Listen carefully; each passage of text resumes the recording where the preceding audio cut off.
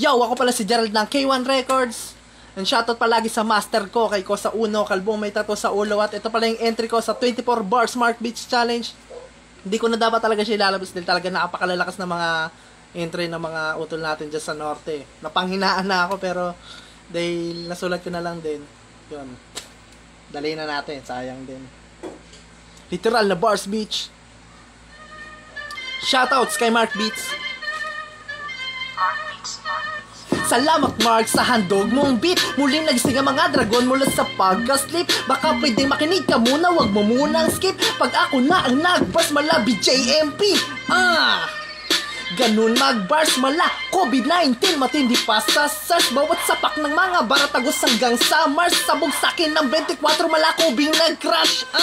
Lumaki ako sa ira na pabilisan, kaya napakadali kumpara sa akin babagalan. Medyo na busy lang kaya akala mo wala na, pero bumalik para di magasek kundi makipagkulitan.